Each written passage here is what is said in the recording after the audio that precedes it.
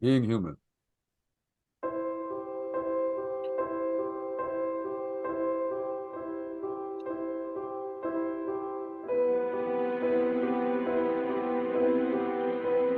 In this segment, I'm going to ask you some questions. It's a survey, and I've asked the same questions to everybody. And ultimately, I'm just trying to create a collage or a mosaic of what it means to be a human being in our world today. All right, what don't you understand about people? Uh, there's probably a lot I don't understand right now, but I think you that's the goal is to find out. Abraham Lincoln said something, in a meeting that he's like, I don't like that person. Why? Because I don't know them. I think there's so much to be said for understanding someone. Quick answer, I don't understand how you could hurt innocent people in any All right, situation, young or whatever. on a scale of 1 to 10, how in control of your life are you? I've heard the other answers, so I kind of know what the average is, but I'm gonna say five. I think again, because of my personal experience, stuff's happened to me that's like been completely out of my control, you know. Um, and when something in your health changes, uh, you know, it's like so much of it is just I can't do anything about it. I just kind of got to go with it. So all you can do is control your attitude, but that can only go so far sometimes. Do you trust yourself? Mostly, yeah, yeah, mostly. What gives you that kind of immediate reaction? Um, I trust that I'm gonna try to do the right thing. I'm gonna make mistakes, but I think my heart is in the right place. I think my life experiences led me to to try and make the right decision for myself and for the people I care for. It sounds like maybe you're your own best friend or you're a fan of yourself and you recognize you're a good man. I think I have enough goodness in me, but I was also raised very much with that. You got to be humble enough to know that you can always be better, in any Okay. given situation.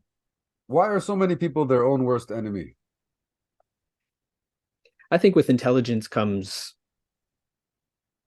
problems, insecurities, overthinking, uh, irrational fears, all of that. I used to have a parrot.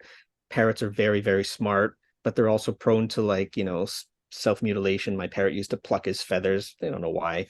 I think that, I think that's a consequence of intelligence. Hmm, interesting. What gives you hope about the future? So I spoke to you about this a little bit before. The young people that I've seen, people on your show, so Sterling and Megan and your son, my nephews, both of whom are like smart, composed, compassionate young men. I mean, if that's our future, that's we're going to do okay. What's one thing that needs to happen for the world to be a better place? Uh, More questions, less answers. Let's find out about each other more. Let's find out, um, what's important to you, why it's important, uh, and also introspectively, why am I doing what I do? Why do I believe what I believe? What can you do to make your life more meaningful? Um, Me personally, I would maybe more connection. You know, right now my world's kind of gotten smaller, um, and I've been less connected with friends. I'd say maybe more of that. Okay. Do you believe in karma or that you're paying off some kind of karma in this lifetime? Not at all. No, And again, no. you had an immediate reaction, so describe your thought process. I don't think so. I just don't think that it's there. I think it's a nice thought, um, but uh, I think this is our life. I think this is what we live. If you talk about maybe the sins of the father, the children shall suffer. There's an element of that, but that's just because your parents have their own psychology and their own emotions that have been passed on, whether it's how they love or how they express. But no, there's no past life that's affecting me now. How do you want people to remember you after you're gone? As someone who was loving and expressed that love. What advice would you give to your younger self? Maybe going back to what we spoke about earlier, maybe face your fears. Face your fears and just do it anyways. Yeah. Are you do you feel like you kind of missed an opportunity to do that in the past and it kind of shaped your character or something like that? Yeah, I think there's definitely elements of that. I wrote to my brother a while ago for my 50th birthday, I think, that so many of the kind of cool things that I've done in my life were because of his initiative. Starting a band, traveling Europe, like these kinds of things. And, you know, it's one of the reasons why I've always looked up to him. He's been this guy who's like he's not fearless, I'm sure, but he just does it, you know. He's a Well, I man of want to action. remind you what you did for your cousin Oliver when you went on that safari in Africa and gave him the time of his life as he was dying. And that was based on your initiative. So don't undersell yourself. Well, he wanted to, we both loved animals, and so he wanted to go, and it's like, oh, that's a great idea.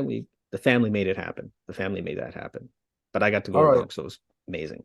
Two more questions. What happens to us when we die? I think we're dust. I think we get reabsorbed into the earth, and we're breathing our ancestors right now. Who has been a huge inspiration in your life and why? Uh, so I've spoken about my brother. He's definitely one. And the biggest influence has been my mom that you've spoken about. She's just this powerhouse of a human being Yes. who looked to be a benefit and of service in every area of her life. Someone's called her a universal mother because it's just what she is. She's taken in people. She's had, children, so to speak, come in. This is she has two natural boys, me and my brother, but she's got like a million other children that she's kind of taken Yeah, in, I know and just because sort I'm of, one of them. yeah, exactly. Uh, and one of her greatest attributes is that when you're in front of her, you are the world. She Oh, really gives you her attention. Um, and and I've tried to learn from some of that. well, as I said, you are a chip off the old block. There's so much of your mother in you, and you have that same effect on Give me people. more, give me more. On me, you have the same effect as your mother. But I know what you mean. That is true. Your mother is the universal mother. She's the every mom. She's everything a mother should be, and you are bloody blessed to have her as your mother. I All am. right, and I'm blessed to have her as my surrogate mother, and I have sent countless people to see her for wisdom development.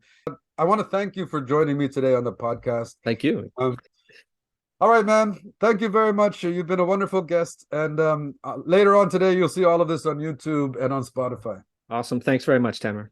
All right, take care.